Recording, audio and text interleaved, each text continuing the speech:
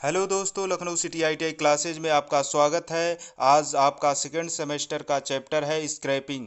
आइए इस चैप्टर का पहला प्रश्न देखते हैं। मशीनों के भागों में स्क्रैपिंग के लिए अलाउंस दिया जाता है।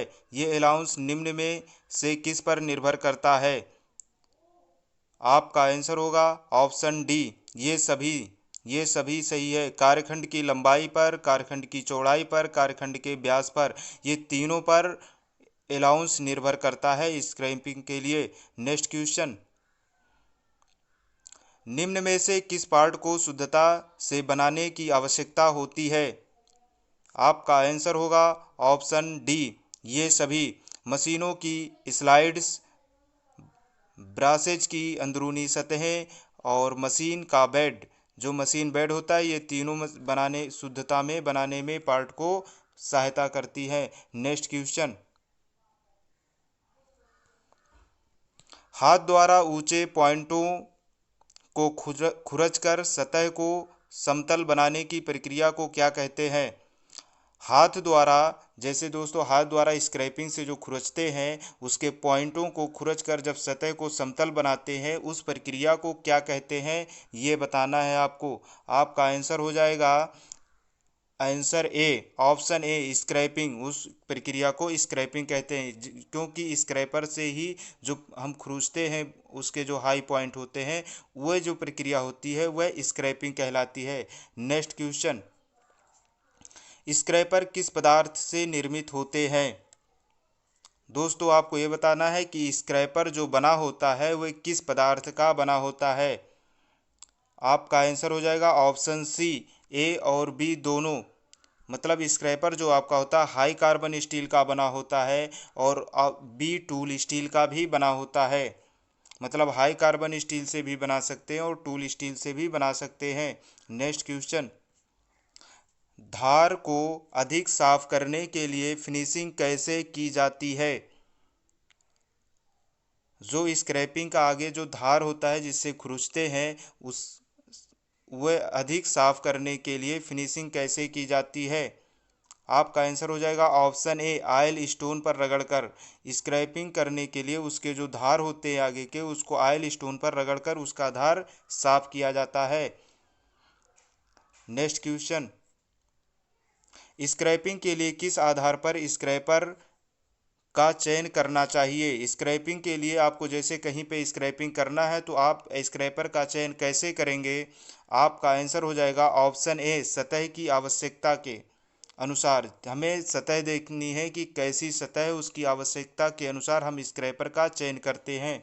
नेक्स्ट क्वेश्चन, निम्न में से किस प्रक्रिया द्वारा इच्छित आकार का स्क्रैपर कार्यशाला में से पुरानी बेकार पड़ी रेतियों की सहायता से बनाया जा सकता है? जैसे आपके कार्यशाला में बहुत से पुरान धातुएं पड़ी रेतियां, जो रेती होता है वो भी हाई कार्बन या टूल स्टील का बना होता है, पड़ी रहती है, वह अनयूज होता है, हमारे यूज का नहीं होता है। जब वो टूट जाता है तो उससे अगर हम पीट कर, गर्म करके पीट कर उसके स्क्रैपर बना लेते हैं, तो मतलब किस प्रकार द्वारा, किस प्रक्रिया द्वारा उसको हम इच्छित आकार का स्क्रैपर बना सकते हैं, आपको ये बताना है। जो आपका आंसर हो जाएगा ऑप्शन बी, फोर्जिंग। फोर्जिंग प्रक्रिया जो होती है, इसमें धातु को गर्म करके पीट कर अगर उसमें कोई नया आकार देते हैं तो वह प्रक्रिया आपकी फोर्जिंग प्रक्रिया कहलाती है। नेक्स्ट क्वेश्चन, फ्लैट स्क्रैपर को हुक स्क्रैपर बनाने के लिए निम्न में से किस कोण पर मोड़ा जाता है? आपका आंसर हो जाएगा ऑप्शन सी, 90 डिग्री पर। फ्लैट स्क्रैपर को हुक स्क्रैपर बनाने के लिए 90 डिग्री पर मोड़ा जाता है। नेक्स्ट क्वेश्चन, फ्लैट स्क्रैपर से किस प्रकार की स्क्रैपिंग नहीं की जा सकती है? फ्लैट जो स्क्रैपर होता है उससे किस प्रकार की स्क्रैपिंग हम नहीं कर सकते हैं? आपका आंसर हो जाएगा ऑप्शन बी, स्क्रैपर को हत्थे की दिशा में खींचकर। क्योंकि स्क्रैपर जो होता है हमेशा फॉरवर्ड, आगे की ओर धक्का देते हैं, तभी स्क्रैपिंग होता है। उसको हम अपने तरफ खींचेंगे तो वह धातु को नहीं खुरचेगा। तो यही आपका बी सही हो जाएगा। नहीं, बी, स्क्रैपर को हत्थे की दिशा में खींचकर नहीं किया जा सकता है। नेक्स्ट क्वेश्चन, स्क्रैपर के संदर्भ में निम्न कथनों पर विचार कीजिए। कथन 1 है इसकी लंबाई व चौड़ाई फ्लैट फाइल के समान होती है। कथन 2 है इसको अधिकतर पुरानी फ्लैट फाइलों से ही बनाया जाता है। उपरोक्त कथनों में से कौन सा कथन सत्य है, दोनों में से बताना है। तो आपका आंसर हो जाएगा ऑप्शन सी, कथन दोनों ए और बी दोनों सत्य है। ऑप्शन सी है ए और बी दोनों सत्य है। इसकी लंबाई व चौड़ाई फ्लैट फाइल के समान होती है, ये भी सही है। इसको अधिकतर पुरानी फ्लैट फाइलों से ही बनाया जाता है, ये भी सही है। नेक्स्ट क्वेश्चन, निम्न में किस स्क्रैपर को वियरिंग स्क्रैपर भी कहते हैं? निम्न में किस स्क्रैपर को बियरिंग स्क्रैपर भी कहते हैं? ऐसा कौन सा स्क्रैपर है जिसका नाम बियरिंग स्क्रैपर भी है? आपका आंसर हो जाएगा ऑप्शन डी, हुक स्क्रैपर। आपका आंसर है D, hook scraper. Hook scraper को हम बियरिंग स्क्रैपर भी कहते हैं। नेक्स्ट क्वेश्चन, निम्न में से किस स्क्रैपर का प्रयोग चपटी सतहों को स्क्रैप करने के लिए किया जाता है? कौन सा स्क्रैपर ऐसा है जिसका उपयोग हम चपटी सतहों पर स्क्रैपर करने के लिए यूज करते हैं? आपका आंसर हो जाएगा option D, hook scraper. Hook scraper का उपयोग हम चपटी सतहों पर यूज करते हैं। नेक्स्ट क्वेश्चन, बुश बेयरिंग की अंदरूनी सतहों को स्क्रैप करने के लिए स्क्रैपर का प्रयोग किया जाता है। जो बुश बेयरिंग होती है कि अंदरूनी सतहों को स्क्रैप करने के लिए हम किस स्क्रैपर का प्रयोग करेंगे? आपका आंसर हो जाएगा option A, half round scraper. Bush bearing की अंदरूनी सतहों को स्क्रैप करने के लिए हाफ राउंड स्क्रैपर का प्रयोग करेंगे। Next question, half round scraper से संबंधित निम्न कथनों पर विचार कीजिए। कथन 1 है इसे बेयरिंग स्क्रैपर भी कहते हैं। कथन 2 है इसके दोनों ओर कटिंग एज होती है। उपरोक्त कथनों में से कौन सा कथन सही है? आपका आंसर हो जाएगा ऑप्शन सी, ए और बी दोनों सही है। कथन 1 क्या है, इसे बेयरिंग स्क्रैपर भी कहते हैं, हाफ राउंड स्क्रैपर को, ये भी सही है। हाफ इसके दोनों ओर कटिंग एज होती है, ये भी सही है। तो आपका आंसर सी हो जाएगा दोनों। नेक्स्ट क्वेश्चन, कर्व्ड सतहों की स्क्रैपिंग के लिए निम्न में से कौन सा स्क्रैपर इस्तेमाल किया जाता है? जो कर्व्ड सतह होती है उसकी स्क्रैपिंग के लिए कौन सा सतह स्क्रैपर इस्तेमाल करेंगे? आपका आंसर हो जाएगा option A, try angular scraper. जो कर्व्ड सतह होती है उसकी स्क्रैपिंग के लिए ट्राई एंगुलर स्क्रैपर का इस्तेमाल करेंगे। तो आपका ऑप्शन ए हो जाएगा। नेक्स्ट क्वेश्चन,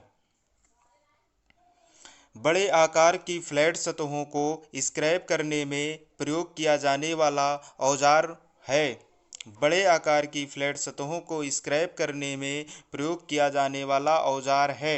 आपका आंसर हो जाएगा option B, tool handle scraper. Tool handle scraper, option B. Next question, बड़े बियरिंगों में ऑयल पॉकेट बनाने में इनमें से किस स्क्रैपर का उपयोग किया जाता है? जब दोस्तों जो बड़े बियरिंग होते हैं में ऑयल पॉकेट बनाने के लिए, बड़े बियरिंग जो ऑयल पॉकेट बनाने के लिए इनमें से किस स्क्रैपर का प्रयोग किया जाता है? ऑयल पॉकेट का मतलब जैसे जो बियरिंग होता है उसमें एक खांचा छेद बना दिया जाता है जिसके द्वारा हम ऑयल को डालते हैं तो बियरिंग में सभी जगह पहुंच जाता है चारों तरफ। वो बनाने के लिए हम कौन सा स्क्रैपर इस्तेमाल करेंगे? तो आपका आंसर हो जाएगा option A, bull knows scraper. Next question, scraper को एक बार जिस दिशा में चलाया जाए दूसरी बार उसके डैश डैश के कोण पर चलाना चाहिए।